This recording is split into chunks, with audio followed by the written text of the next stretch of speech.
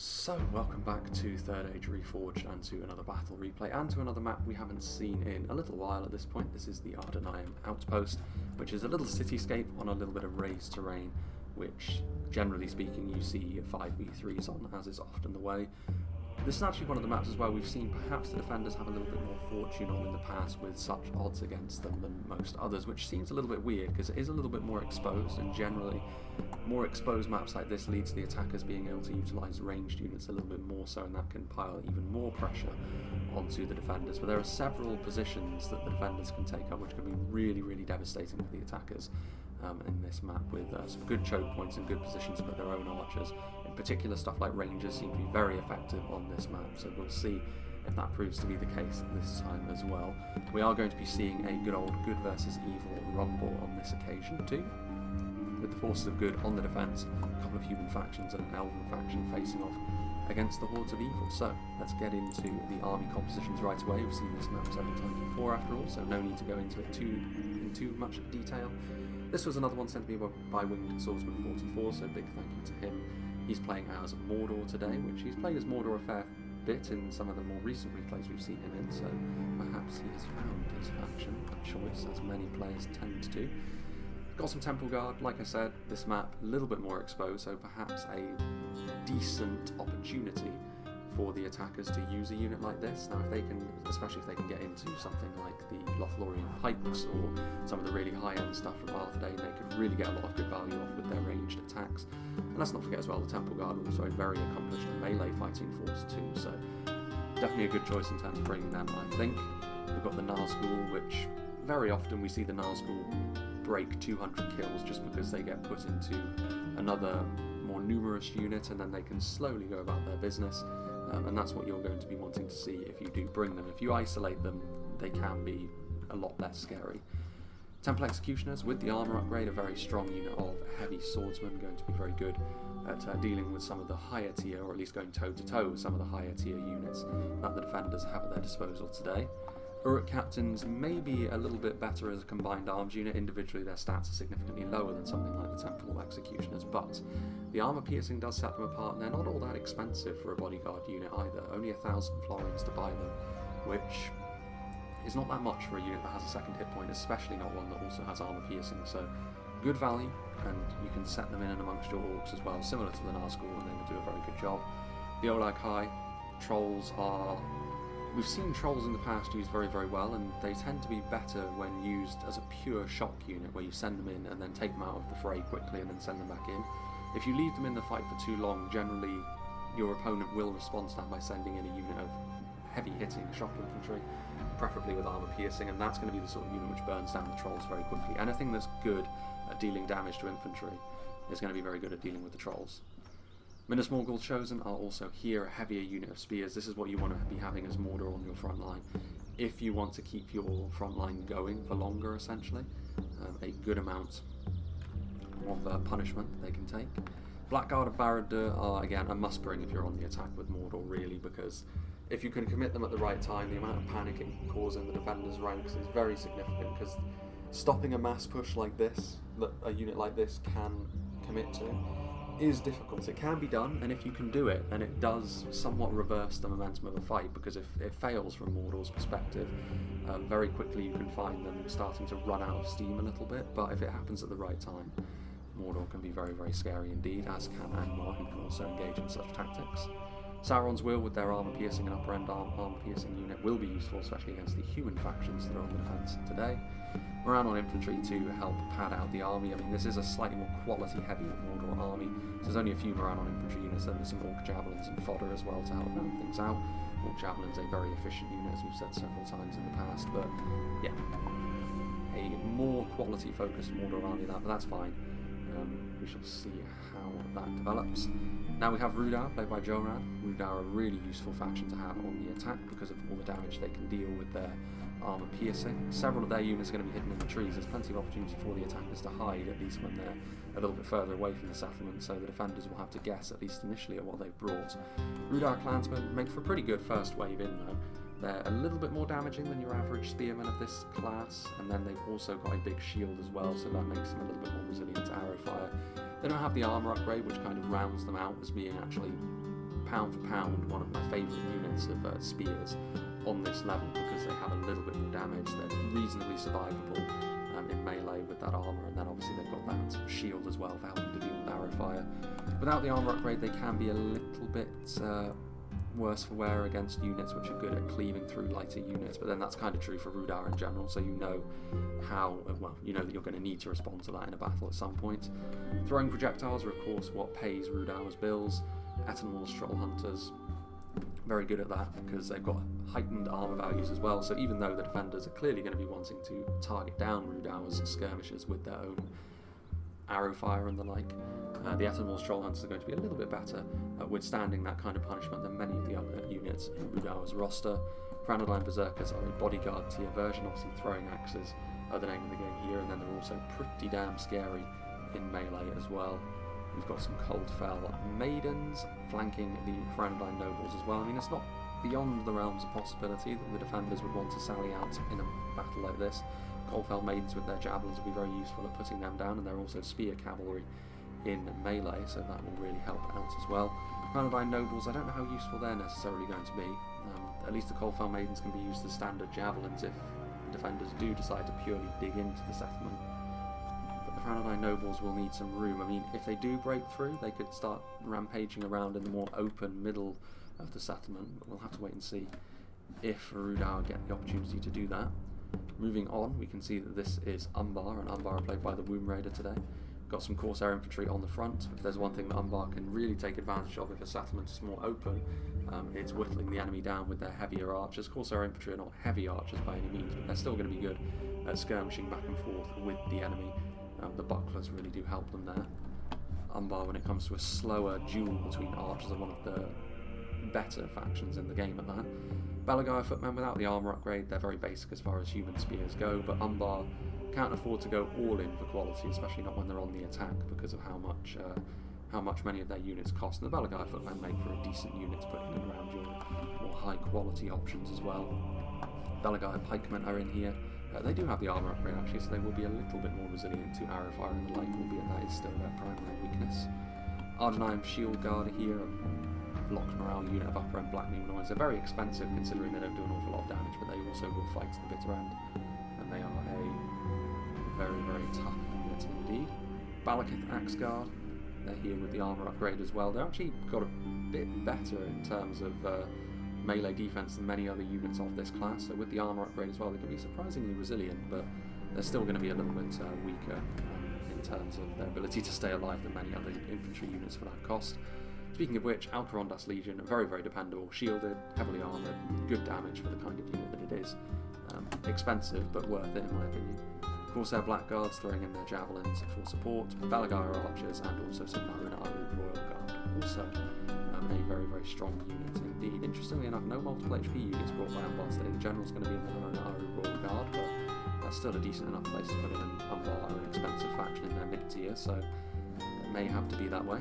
Then we have Pager playing as the Easterlings of Rhun, plenty of Gamp Brim, so pole arms, especially as battles like this wear on in the late game, can be absolutely vital. The Gamp Brim, they will struggle if they get put up against some of the pikes that some defending factions today will have access to, but the armour-piercing phalanx that they offer, just the armour-piercing of Rhun in general, is going to be good at helping to deal with those human factions. We also have some chariots, which is an interesting choice. I mean, chariots may well find their place in a battle like this a little bit more easily than all the cavalry that Rhudaur has brought, purely because they can be used in a similar way to the Great Shield units. Now, the lines that they crash into have to be in a severely weakened state, and they need to be ready to take advantage of that, but I don't disagree with the inclusion of the chariots on this occasion, but the use of them is absolutely everything with regards to how much value they can actually get. A couple of units of Narrim going to be helping to do some flaming damage.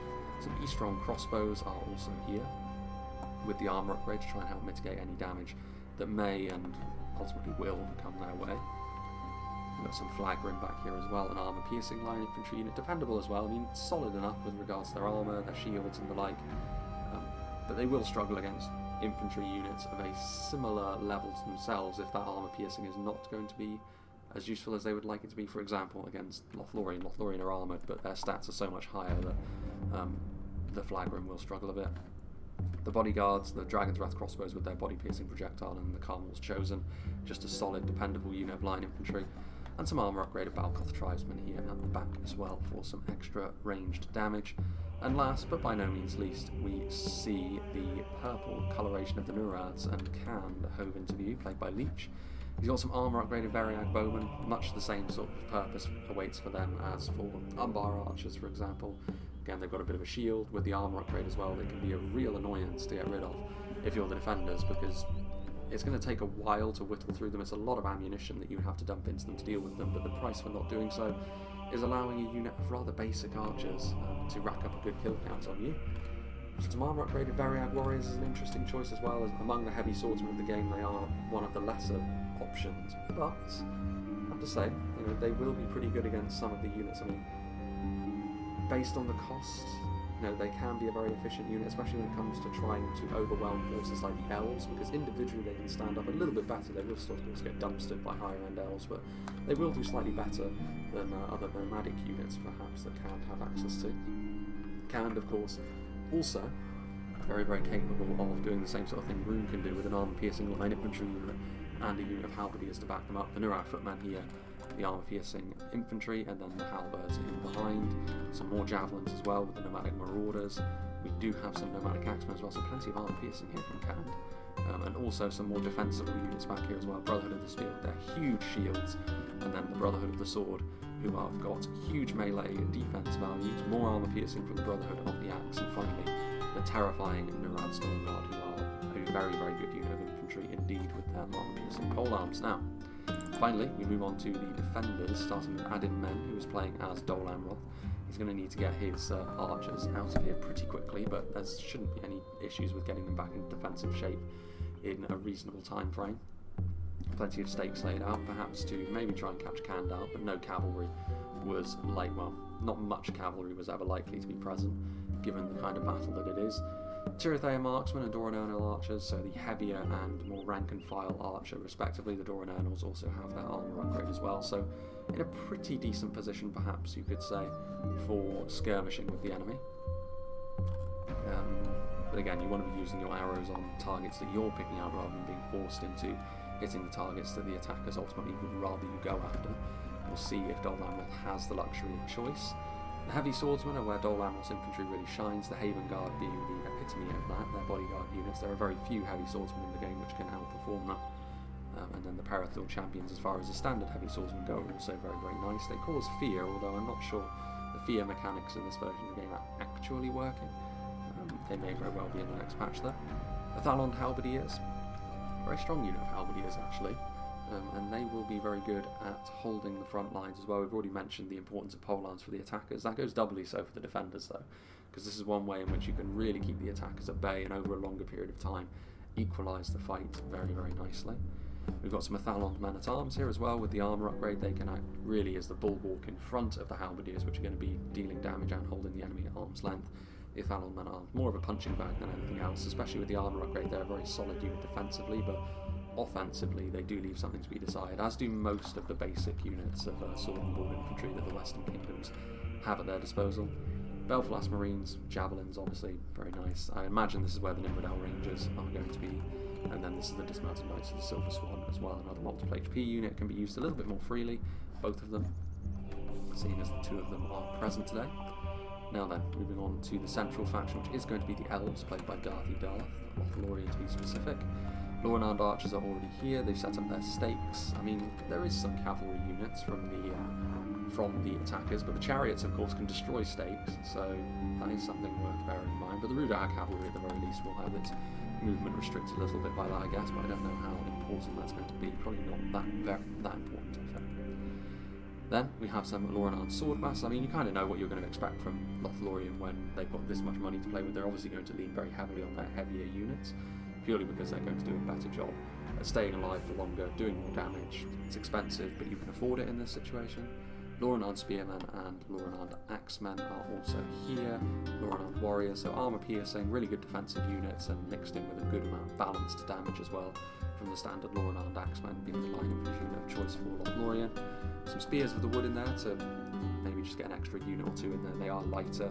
They're very good at dealing damage considering they are light elven spears to other infantry units, but they obviously have the weaknesses that you would expect, given their lighter nature. The Karas Galadon's Guardians, probably, well, they're going to be the single best unit of pole arms on the field today. There's only one unit I would say that is better than them, and even then that's more of a subjective choice. They're the only multiple HP pike unit in the game as it stands. Very, very effective, of course, as long as they're not getting focused down from far. Woodland Protectors are also here with their javelins. Watchers of the Golden Wood and Riders of the Golden Wood, Kindred of Caliborn, so all of the really nasty Lothlorien high-end skirmishers are here. Silverthorn arrows and split-shot projectiles all around. I'd be very surprised if there wasn't some Arthedain marksmen over there, but I'd be very surprised if there wasn't Karen Amroth Rangers as well. Last but not least, Fire Captain Les McBurney, who is playing as Arthedain, as we've already seen.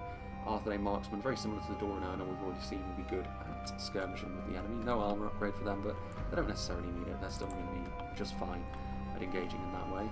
Trebuchet is up here on the hill, which could make life very awkward for Mordor. Mordor, especially if they have to advance this way on their own. Someone's going to have to advance on their own, potentially, unless they're a little bit savvier, the attackers, and start splitting their armies to help one another.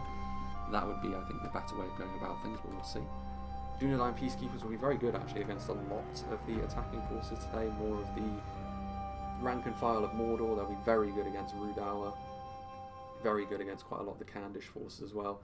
Really, the only army I would say they would struggle with a little bit more generally would be Umbar, because Umbar have got the armour to take off the edge of the higher attack value that these axes provide.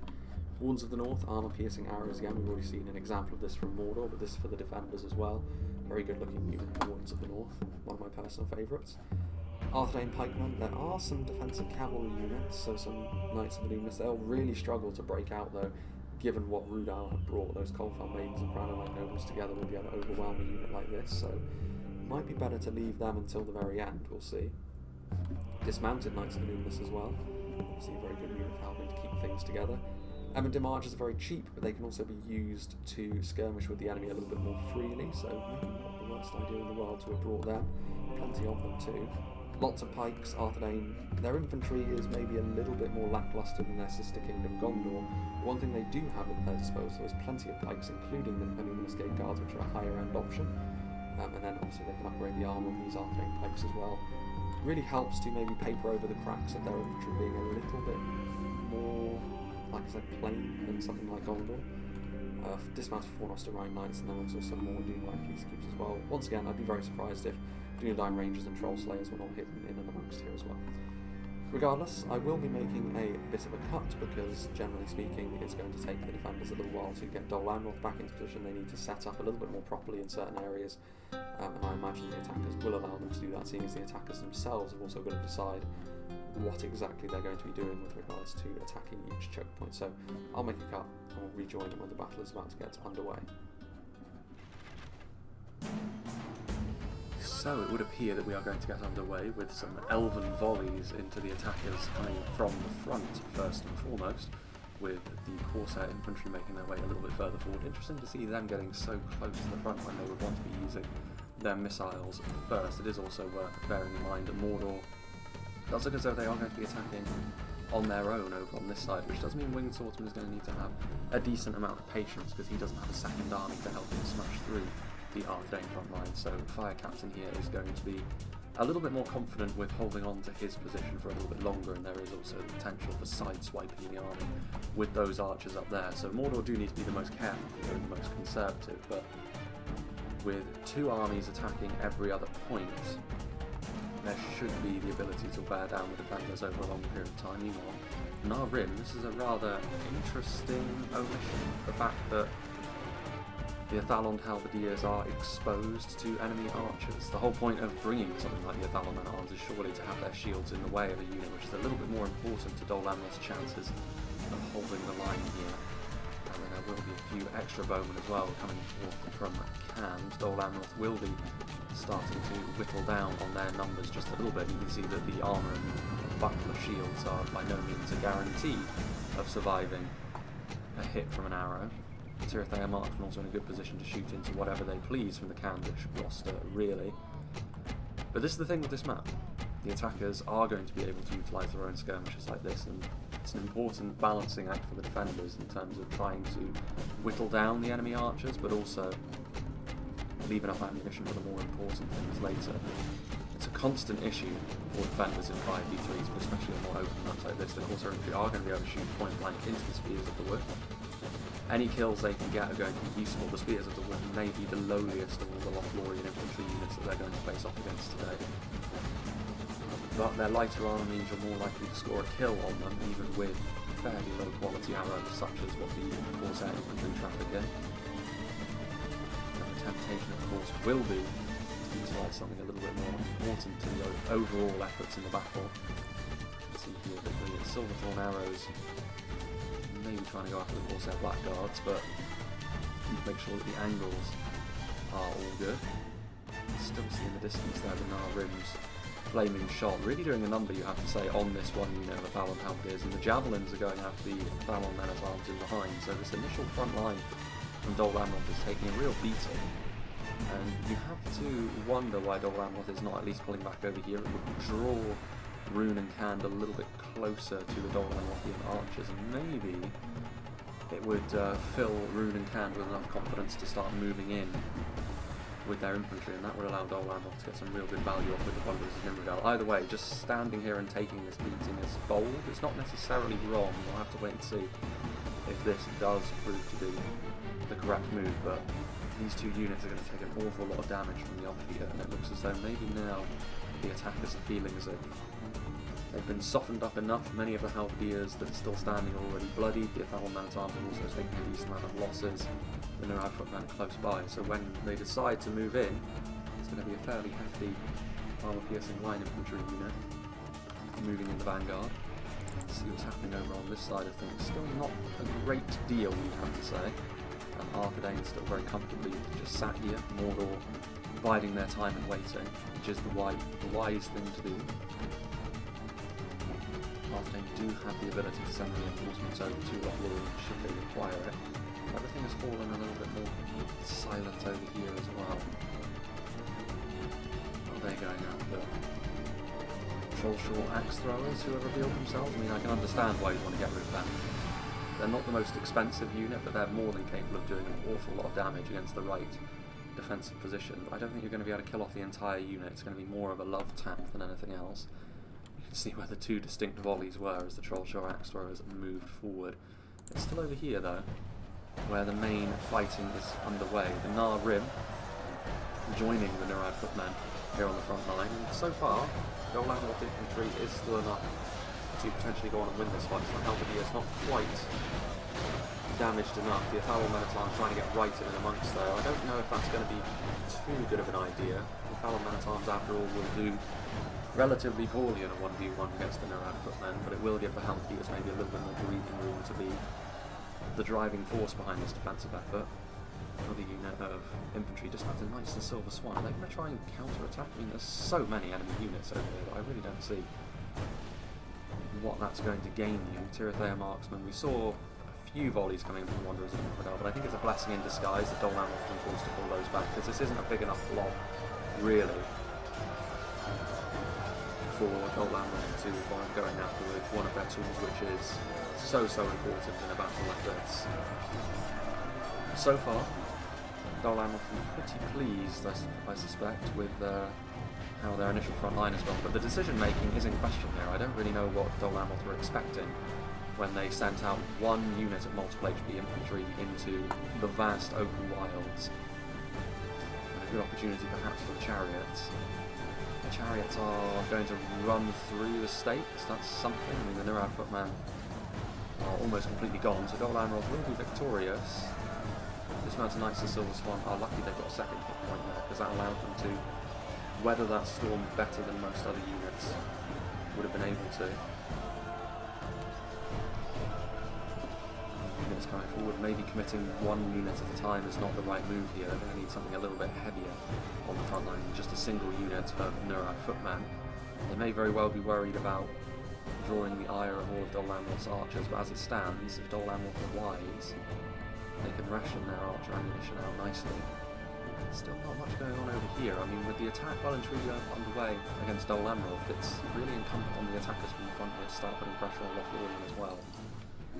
As I mentioned, it's more understandable why things are all silent over here. If Mordor's moved in with the same amount of gusto, they've got less in the tank to try and get through this Arthedainian front line, but even they could maybe start trying to poke and prod with any archer force they have, although I think the Temple Guard might be the only archer that Winged Swordsman has brought, which might be a bit of an oversight given the kind of map the ADUNAIM outpost is. Attacking archers can be so useful. We are going to see the first engagements now with Rhudaur clansmen and Corsair infantry moving forward. Plenty of regular spears to get things underway, and once again the spears of the wood for the defenders under a bit of arrow fire. There was a unit that was going to be sacrificed for the greater good for the defenders, and I'm sure that Darby Dark wanted to be a spears of the wood and not any of his more important Lothlorien armies. Still, though, the attackers just dealing with scraps for the time being. And the Lothlorien archers still biding their time and waiting. That elven archer damage can of course be so significant. Bit of a counter-attack downhill from the Athalan men-at-arms to meet the advancing Nurad footmen. Again, I don't really see what the point of this was per se. The Nurad footmen have got numbers advantage, and you know based on their armour piercing that they're going to have the better of this engagement against your men-at-arms. You should have just let the enemy forces come to you, or let the Athalan men-at-arms do what they're slightly better at, and that's absorbing arrow fire from the front with those big shields and increased armour values. And also it would allow you to better protect the Athalan halberdiers, which once again are getting hit by the runic skirmisher force. The Rim have had a real good time of it today, and Rhun will be very pleased with how their initial softening has gone. However, the hard work is still to come. We will still ultimately need to really start pushing through the defences in more of a comprehensive manner. The halberdiers are coming forward now, but it's a little bit too late, you would suggest. The javelins once again going after the reinforcements that are in behind, because they will do quite nicely against these men-at-arms units. It's been a real conundrum this for Dol Amroth. It's not the easiest puzzle to work out, but I really don't feel as though the right calls have been made so far. The saving grace may be the fact that Dol Amroth's units that have been here are reasonably tough. So perhaps that can be what saves the day. There's kind of a fight going on here, but they're also not properly engaged with one another. The spears of the wood and the Corsair infantry that have just sort of stood there. That is the Grey Company. And they're going to get a lot of kills there. The Valagard footmen and Corsair infantry are so densely packed together, but only a couple of volleys would be the best thing to do there. You want to be saving your Grey Company for a little bit later. Still, there is no movement really over here. Joran has got his Coldfell Maidens moving around. Let's not forget we still have the Knights of Numenor to be used potentially later on in the battle, so bringing the Rhudaur cavalry over here as a countermeasure to any potential Arthedain sally force is the right thing to do. The Coldfell Maidens will make life significantly more dicey if the Lance cavalry from Arthedain decides to counter-attack. The Grey Company has already softened up these units, they're already shaken. In come some Lothlorien units now as well to try and help finish off this initial probing attack from Umbar. Still some Valinor archers just in behind.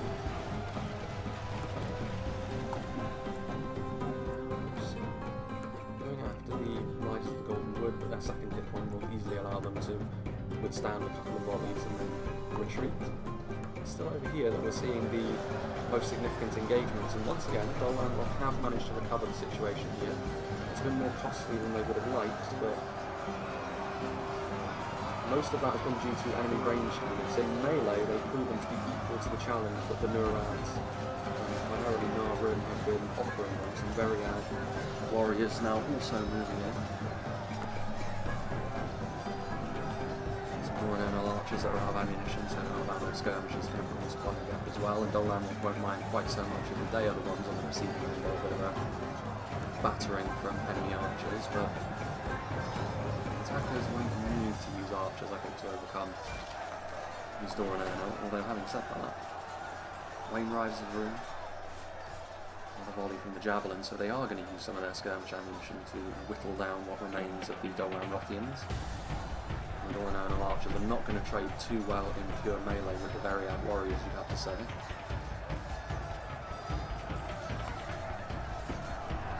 Elsewhere, nomadic marauders making their way up. be able to get in behind enemy lines. I mean, they're not the finest melee combatant, but the fact that the lines are being overloaded here is a sign that Dol Amroth's days are surely numbered on this. They need to set up a secondary line here, I would suggest, so they can shoot into the backs of the enemy units with their archers that are up in these hills, and I don't know how much ammunition they will still have left, because we have seen them utilise the archers up on that hill fairly freely.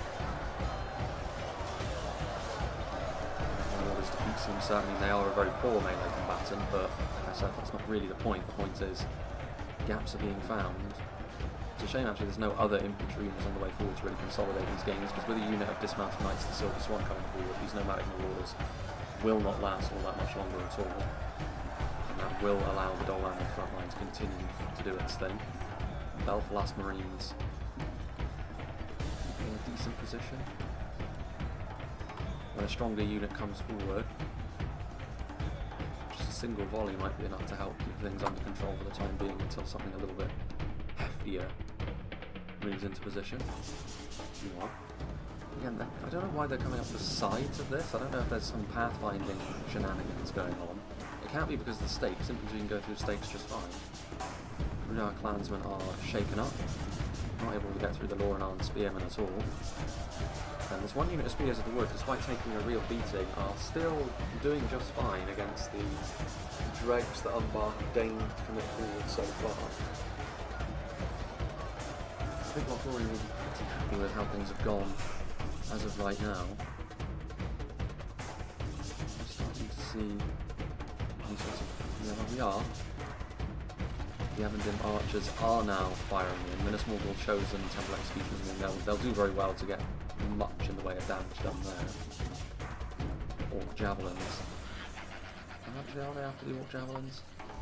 Yeah, they are. I was going to say, Minas Morgul Chosen from the front. That's going to be a difficult nut to crack with basic Avondin archers, but Orc Javelins, getting rid of them, is a potential annoyance that you can try and deal with. The Orc Fodder, though, there is a way. They've positioned their front line so far back Arthedain that Mordor can just sweep forward and go after the Avondin archers, and I'm a little bit surprised that Arthedain are not noticing this right from the off. And this could prove to be a real problem for them. I mean, this will allow the Avondin archers to shoot into them, and it does also allow the cavalry to come in here, and the Orc Fodder routes with immediate effect. Saw there were 160 of them when they routed him, and that was a devastating charge from the Knights of Numenor as well, but that wasn't the wrong thing to do from Mordor by any means. They saw an opportunity and tried to take it quickly. If they had a unit like the Minas Morgul Chosen doing that, it would have actually stayed the course, but because it was basic Orc Fodder and the cavalry was nearby, Unionine Rangers firing in, so Mordor have got less margin for error here. Blackguard of Rhudaur and Trolls are moving in, so this is going to be a pretty significant moment in the battle. There's the pipeline and the Unionine Peacekeepers alone. It's going to be more a question of when the Blackguard of Rhudaur end up routing. That's a devastating blow for Mordor, that. And it may be because they tried to be a little bit too swift with it. There's not enough around here for Mordor to maintain their morale. The lower morale of orcs rearing its ugly head with them sorts of there. He decided to try and effect a quick advance, maybe seeing that there are a few gaps he can try and take advantage of, but the damage coming in from the Arthedain skirmishers, the crossfire set up by Troll Slayers, Avondin archers and Dunedain Rangers, in addition to how pretty decently damaging this front line is, it's always going to be quite difficult for Mordor when you're on your own in this sort of situation. With this advance now underway, it really is going to put the emphasis back on their allies, I think, to start really moving forward, because Arthedain are probably going to be victorious against Mordor if that sort of thing keeps up. Which means they need to start making some real inroads against Dol Amroth and Lothlorien a little bit more quickly, because the last thing they need is Arthedain being allowed to reinforce with their remnants the other front lines. So far, the attackers will be most heartened by what they've done against Dol Amroth. This has been the longest running fight, and so far the most successful. Little remains of the initial Dol Amroth front lines are there. You can see the Athalon Halberdiers are now going to be engaged by a force of Flag Rim. If the Halberdiers can get into formation, and then the charge was pretty good actually from the Flag Rim. Again, I'm a little bit surprised that the Halberdiers have been constantly in front of the line infantry units. It really should be the other way around.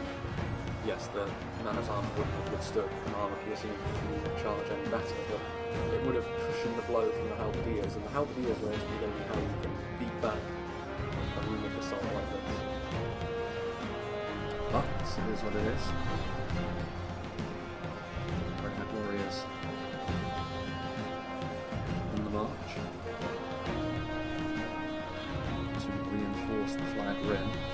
Umbar piercing, which is the problem. Amroth haven't received any reinforcements as of yet from their allies either, despite the fact they've been under the most pressure, but I can understand certainly why Lothlorien wouldn't want to send over reinforcements. They've still got the presence of 2 whole armies in front of them. Rhudaur and Umbar at a more leisurely pace for the moment though.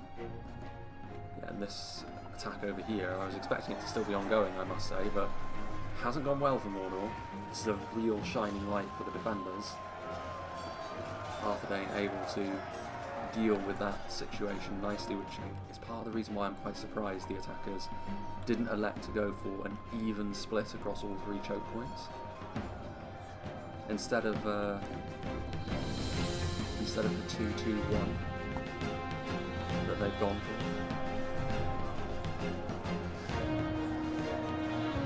But it is what it is. Mordor will have to take on a far more conservative approach now because they simply don't have the numbers to be able to really do that again. The Blackguard Barracuda is returning from routing. They still have their high quality units, so Mordor are not a spent force in this battle by any means, but they've been given a thoroughly bloodied nose there.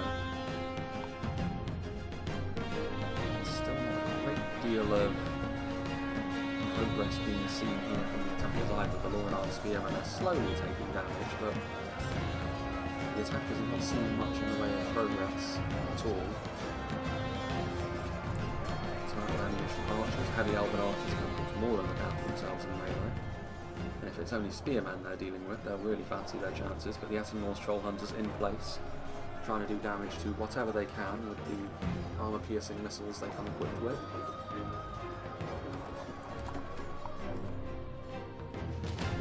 The hill, riders are waiting.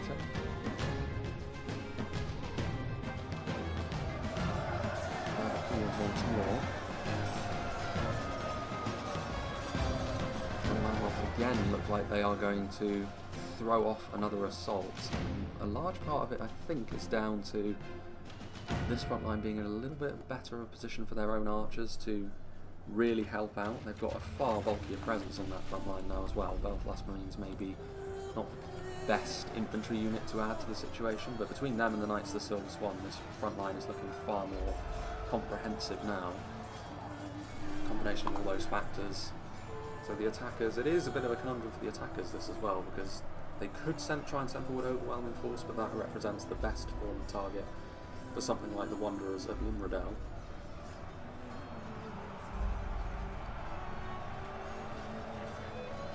Bowmen out of ammunition, they can do a job in melee, but halberdiers, still Amroth halberdiers are in a fairly tight formation behind the Knights of the Silver Swan now, which represents the biggest threat to the attackers' progress over here. So far, so inconclusive really. Both sides have had the upper hand in that engagement at various points throughout this battle so far. Over here, meanwhile, we've seen not a lot of movement at all. I can only imagine that at some point there's going to be an almighty assault from the front, purely because this battle is only so long, and there has to be a reckoning at some point, especially given the fact that Mordor are struggling.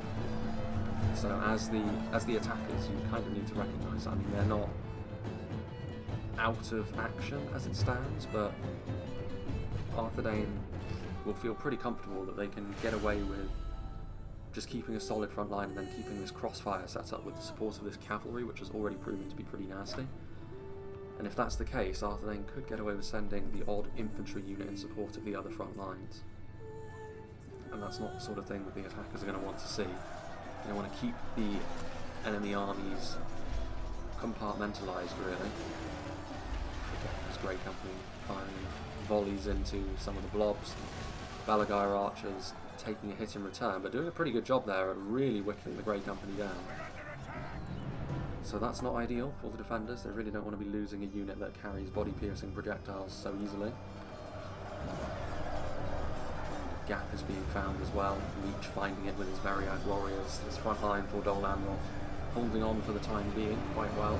Wanderers of Nimrod are certainly going to be helping out with that. More reinforcements are needed on the front line here from the attackers. That would be the thing that you would say the attackers have maybe been most lax in across all of the front lines, really. Committing reinforcements maybe just that little bit too slowly.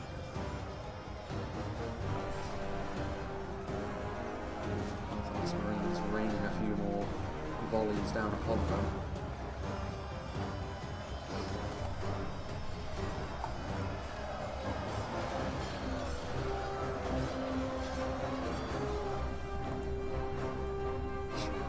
That could be a real problem if they can get into a good position away from the danger of the archers, which the base of this cliff does represent.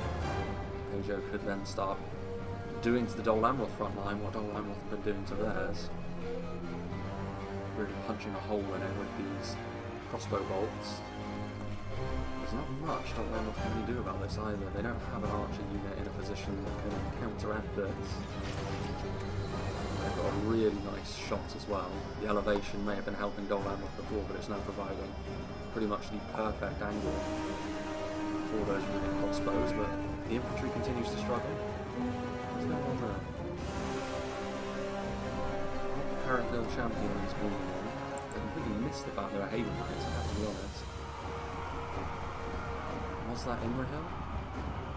I assume it must have been. I mean, we should be able to see his corpse actually. It's distinct enough. Capes. Inconclusive. Nope. Didn't even know there was a unit of Haven Knights on the field. I mean, this will have been a bit of an annoyance for the past while for the Candish advance. Would have been even more devastating if it was a unit of the Arthedain with their lancers, but that's proven to be, especially if they've been feasting upon Brotherhood units, which could be so effective later on. More of a push coming in from the attackers now. Arthedain champions are here, but that crunching assault from the side from those Gamprin. It's a very violent attack over here now all of a sudden. Both sides taking significant losses as part of this phase of the battle, which generally the attackers can afford to take more of that. Details of that will only become apparent later on. Well, there's still this very weird kind of engagement which has been happening over here on either side of this front. I wonder if there's been pathfinding issues, because this seems a little bit too bizarre to be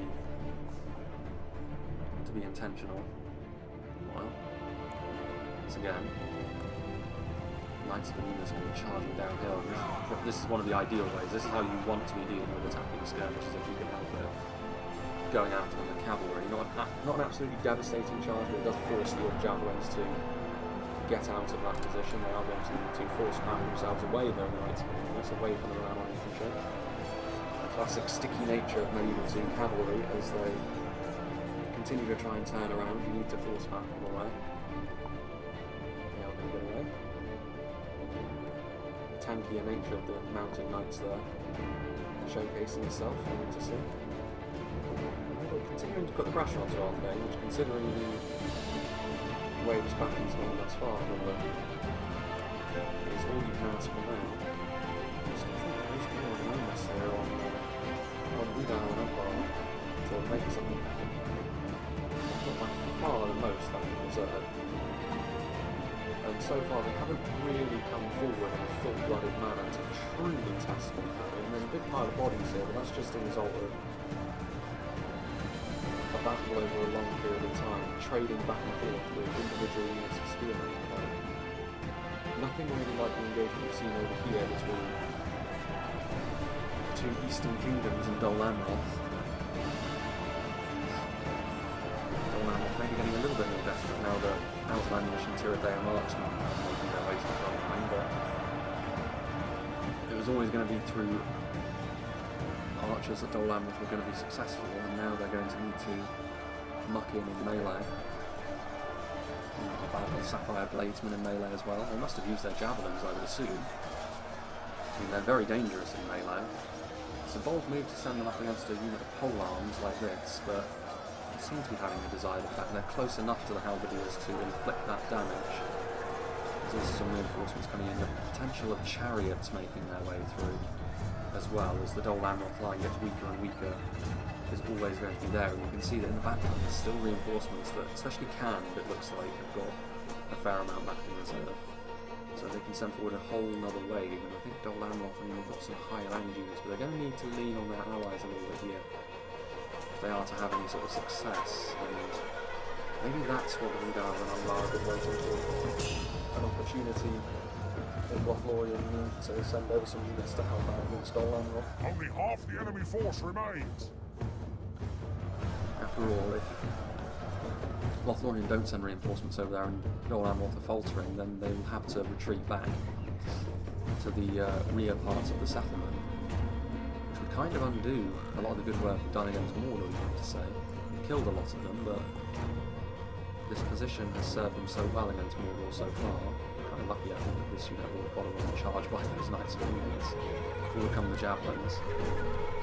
This is surely a good catalyst for yet another Knights of the Luminous charge. Is it? Maybe? Yeah, there we are. Arthedain have had a pretty good time with things so far. They have taken losses of their own, but I'm pretty pleased with how this has gone thus far.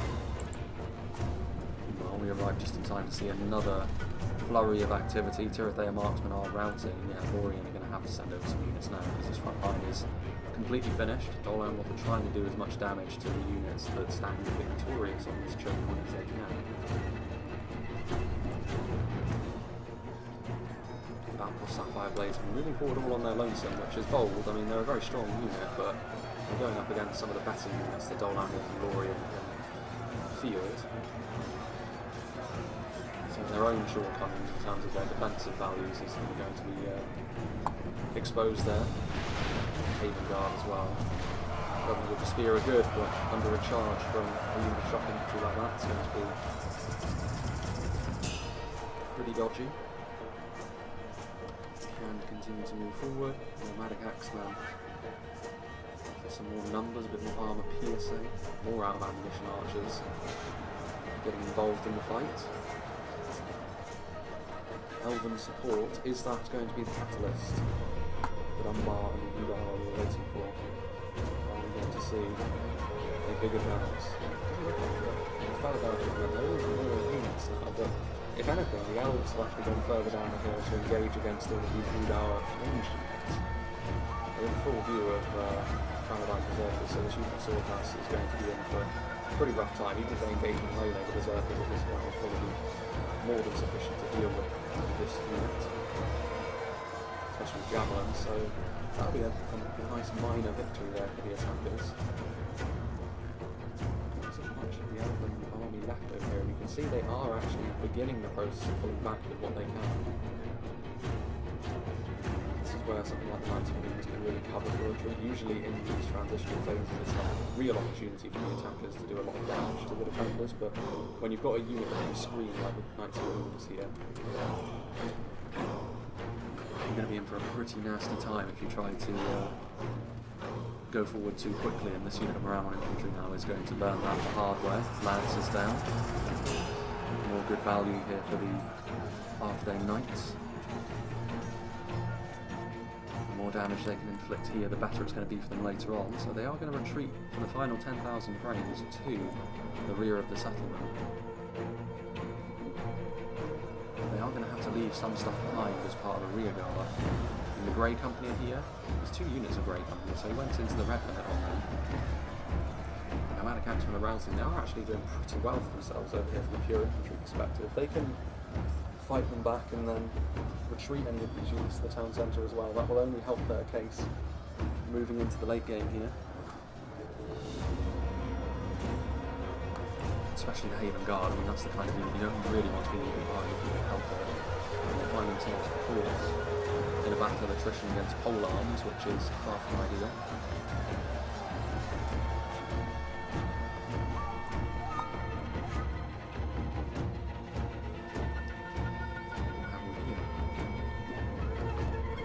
Numenors still there.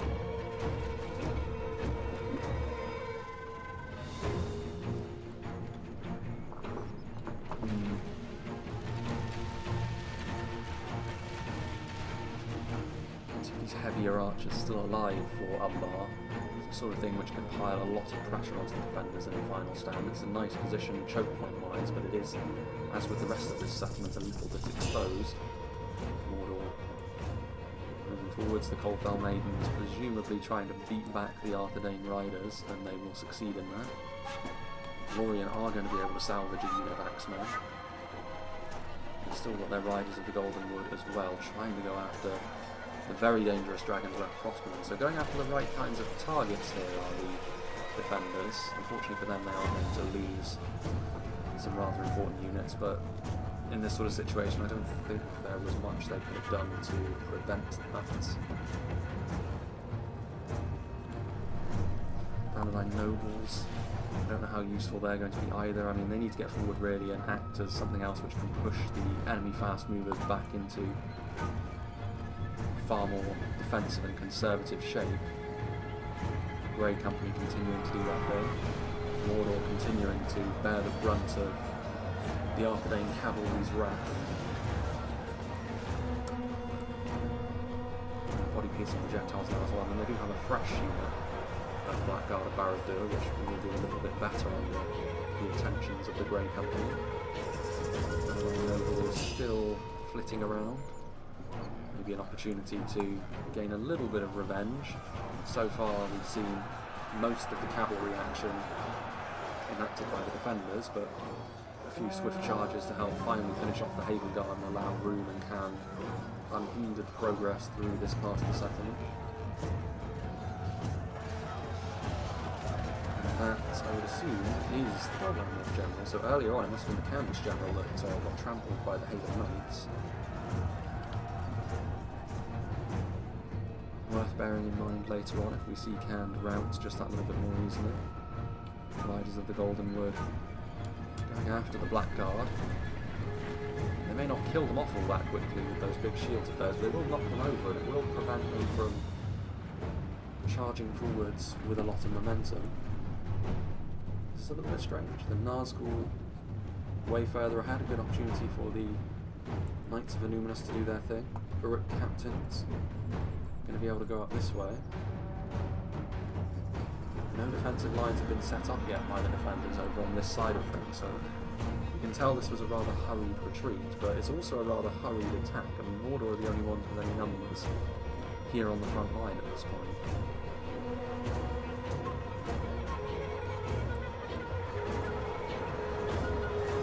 And I don't know, I mean, these Effingham archers are maybe biting off a little bit more than they can chew. It might go to overwhelm a unit around an infantry like this, but the presence of Minas Morgul chosen is muddying the waters significantly now.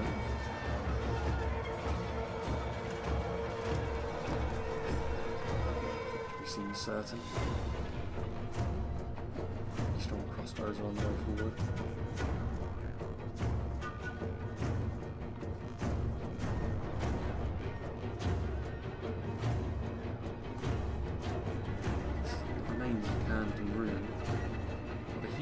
Is it? But then the fight with Dol Amroth was the most violent for both sides. I doubt there's going to be all that much left with Dol Amroth either.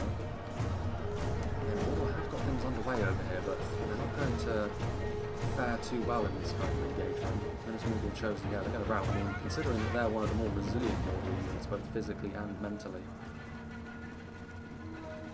It is a little bit surprising that they elected to send forward a unit on their own like that.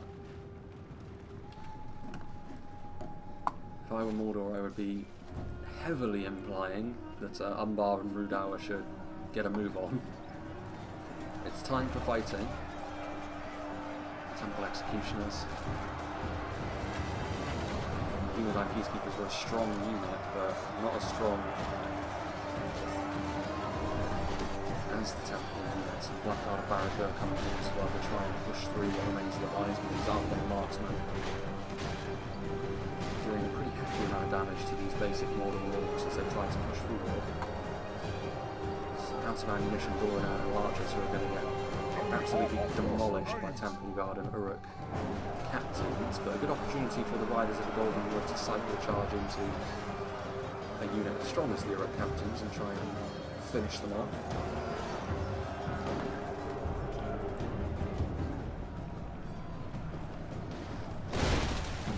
Close. Unfortunately, really, both of those at least got glancing blows, but not right into the middle mass of that unit. It's an expensive one as well, the ADUNAIM shield guard. I think the problem the defenders have here is they weren't able to set up a good position on this choke point early enough, which would have been better for the likes of the Trebuchet. And it's been more of a scramble to try and get themselves into position. You can see that it's still a little bit chaotic with how Arthedain are still trying to use their marks on the fire when they're technically part of the front line. There's a lot of strong Arthedain units here. Blackguard of Barad-dûr may very well end up routing though. Again, maybe Mordor's haste could end up working against them here. There's only a few Umbar units that are on the front line giving them a hand. Rhun are here. Still, you have to say it's Umbar and Rhudaur are the ones we're seeing the least of, and I really don't think they took that much in the way of damage from Lothlorien from the front. Nothing important anyway. So I am a little bit surprised that we are still not seeing that much from them, but maybe they're just gathering their forces for one mighty blow. That could prove to be a real difference maker. Temple Executioners maybe meeting something a little bit more on their level than the dismounted Knights of Numenor, but their offensive stats should still see them be victorious. There are a few members of the Grey Company getting skewered and run through by these swords as well. The presence of Arthedain pikes is going to make life a little bit more difficult for a scattered Mordor force. Your captains bloodied from their recent encounters, but they won't be too concerned about having to deal with marksmen in there. Maybe a little bit more against the Troll Slayers. It's the kind of unit that they really won't want to face off against. And the ADUNAIM shield guard may be locked morale, but they're getting hewn like timber as they go through these axemen. There's also javelins here as well. Set blackguards. There isn't a way around this part of the settlement, but they are going to be able to get into position with yet more of their ranged tools, which has been the way Rhudaur and Umbar have conducted themselves in this battle so far, and it has yielded results. Maybe more and more Umbar units arriving on the front line, more and more of this quality that they possess. South Legion going to be better than the equivalent Arthedain units, and they're not even fighting equivalent Arthedain units. A little bit of an attack coming from the front, although I think this is a little bit more of a token effort than anything else. Dunman Piper being supported by very few Easterlings, and they're getting shot down the line as well, so it's going to end pretty poorly, you suggest, for like a Dunman Piper, but just, well, actually there's some nomadic X-Men here as well. Some Candish units trying to make some progress, but I think they're probably going to end up routing before they can make the progress they desire. Reinforcements are a little bit too far away from me, look how far away they are.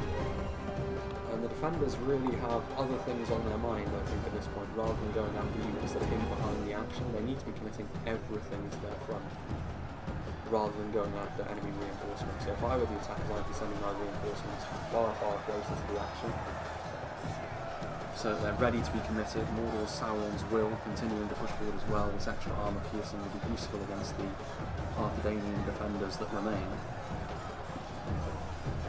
Rangers, now out of ammunition, alongside the Wanderers of Nimrodel, another unit of Rangers.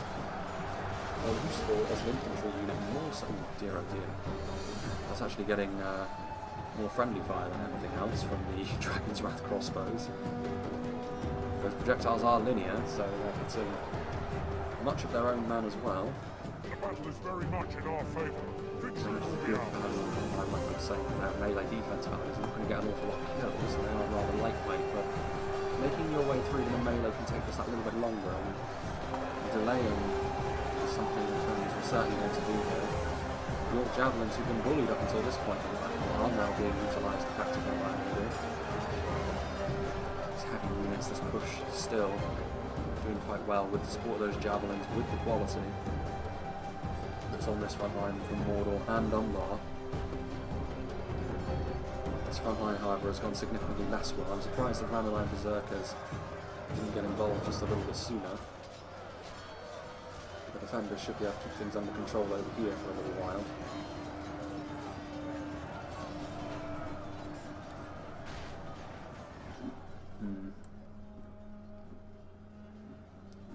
of units over here though, the elves, and I think the time has come to commit all of these units at this point.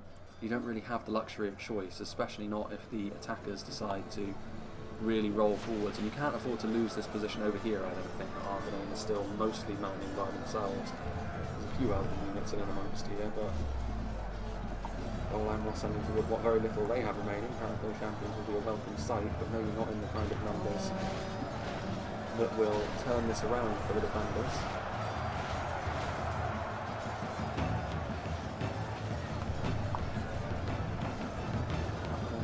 All of these javelins hitting the trebuchet and then phasing out of existence. I don't know if the trebuchet had any ammunition remaining. It was very close now. I don't think we saw the trebuchet really pay for itself all that much.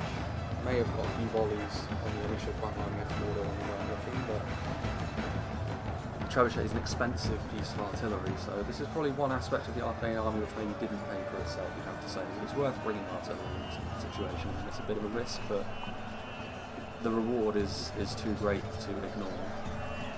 And crossbows joining their fellows on the front line. That must be Arthedain's general, so things are looking pretty grim now. The rest of the Candish column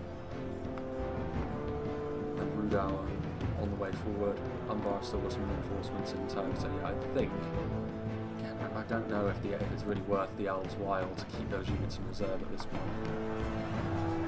I think you'd be better off just trying to send everything to the front line and holding what you've got and seeing if that elven quality is enough. Have a look. I mean, it's a 10% difference in favour of the attackers at this point, so I really don't think we're going to be seeing a miraculous recovery from the defenders. It's a bit of a shame, because I mean the defenders have done several things right in this battle, but maybe utilising their skirmishers better. The slower approach, the ebb and flow that the attackers have decided to go with has been effective in the end, you'd have to say. Lots of dead NUMENOR gate guards there. One from the Balagai footman, so yeah, this is going to be the final overwhelming blow to this front line over here. What very different lines of the elves that are still holding this one victorious in the initial engagement, but most certainly won't be this time. Black Bolts joined by the halberdiers from both camp and Rhun.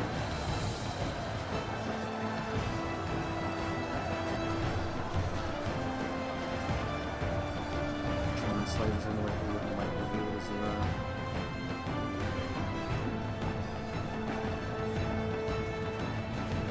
Time is chosen, penetrating deep into enemy lines.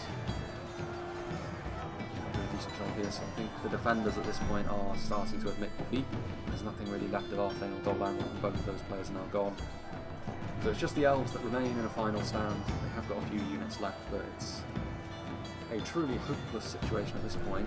In fact, they were still holding on to some of these really high tier archers as well. I mean, very clearly Darth has left it far too late to be utilising these kind of units. And that would be one thing I would say maybe should have been done a little bit differently.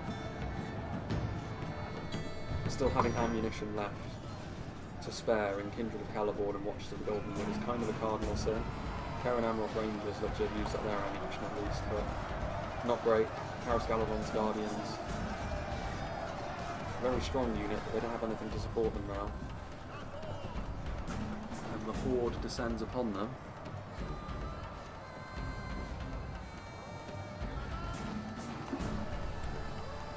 Still no halberds. I mean, everything that is left on the battlefield at this point, with the exception of that unit of Brotherhood of the Sword over there, is in view.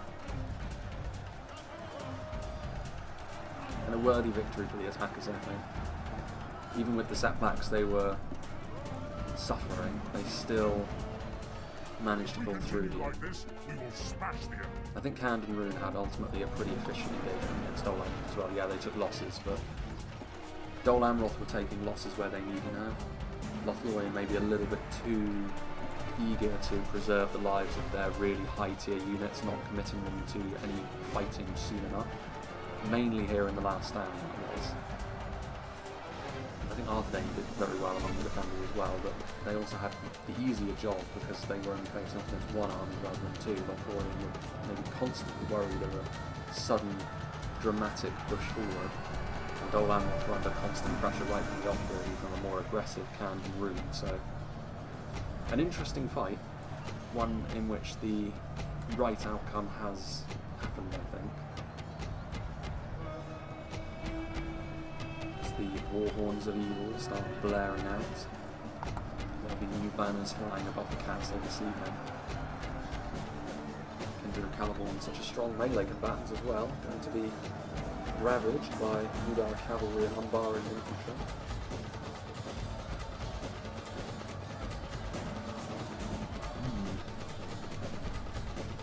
The Goldenwood is shaken.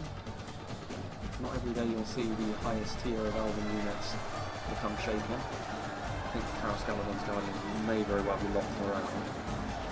Otherwise this is the kind of situation which will surely be starting to make a unit at least think about running for the hills. Not that there is anywhere to run to at this point unless you're going to take your chance by jumping off a cliff.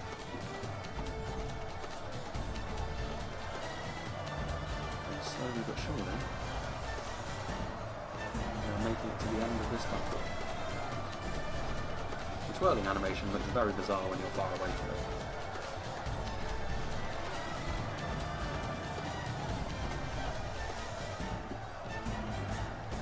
Windmilling is the right thing to do though when you've got you're surrounded on all sides effectively. There go the Carascaladon's Guardians completely destroyed. The Watchers of the Goldenwood are routing Kindred of Caliborn, broken and fighting to the death. And there we have it. A well fought victory by the attackers for all the reasons that I've already mentioned. And we'll now be able to look at the splash screen, hopefully. There we go. So, having a look at the kill counts, very similar kill counts for all the defenders, you'd have to say, which, generally speaking, is a good thing. It means that they were sharing the burden equally.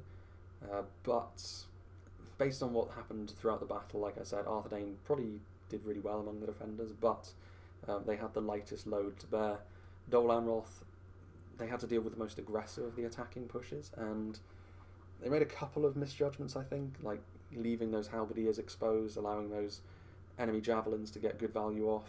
It can be a hard thing to stop the enemy from doing that. It's far easier for the attackers to simply ask you the question rather than you having to deal with it. But I mean, it's one of those, isn't it? It's difficult for if you're in the Dol Amroth situation. It's like, what do you do?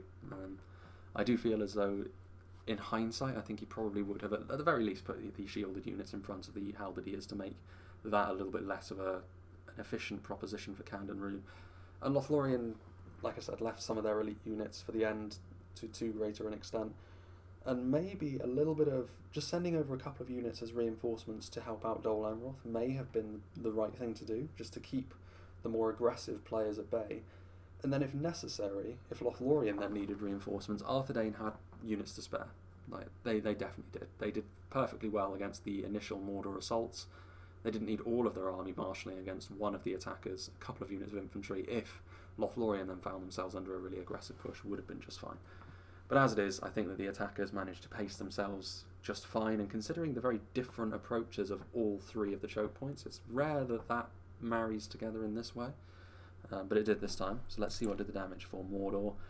Unsurprisingly, it's the elite units. Later on, when Mordor was sort of committing everything in and just trying to help crush the defenders underfoot in the final stand, that's where Mordor would have done most of their damage, because early on they were struggling to gain a foothold against Arthedain.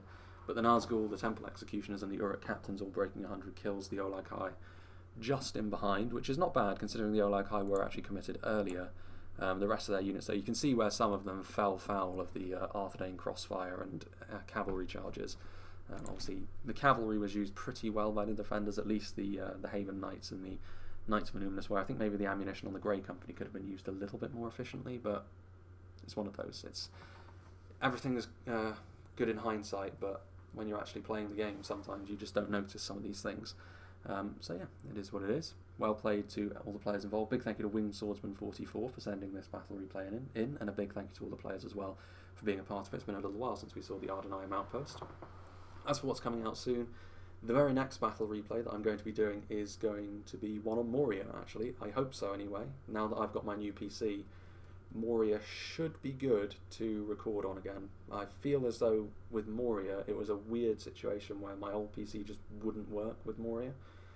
So this is going to be a little bit of a little bit of research as well to see that if it was my PC all along, or if it's something more fundamental with the game on the settings I use to record on, and it just doesn't like some of these maps because some of the more demanding things that have been put in the game since the last time we saw Moria.